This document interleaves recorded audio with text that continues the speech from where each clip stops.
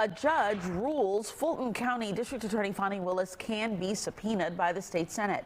This comes as they continue to investigate possible misconduct during her prosecution of President-elect Donald Trump.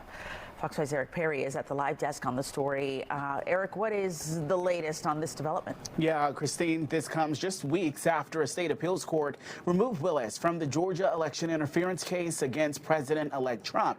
Now, DA Willis has until January 13th to submit arguments before a final order is ruled.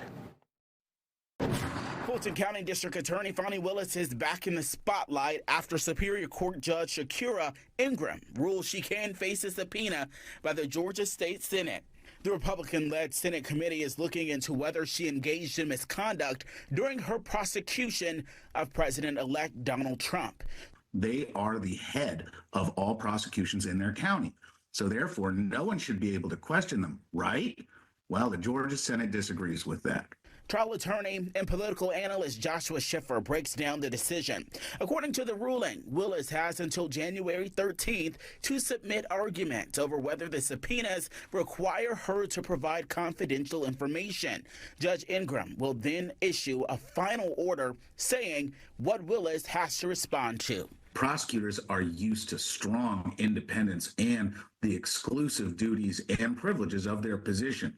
Former Georgia Governor Roy Barnes represents Willis in the case and says they want the ruling overturned and they plan to appeal. This also comes after a 2-1 ruling by the State of Appeals Court earlier this month, removing Willis from the Georgia election interference case against President-elect Trump, citing, quote, an appearance of impropriety. Willis's office is asking the Georgia Supreme Court to review that decision. This fight going back months. The Senate committee hoped to question Willis back in September, but she skipped that meeting. The committee turned to Judge Ingram in October, asking for Willis to comply with the subpoenas. Schiffer says don't expect anything major to happen soon. What this really does is moves the ball forward to an eventual date where Fannie Willis will either have to show up and testify and bring some information.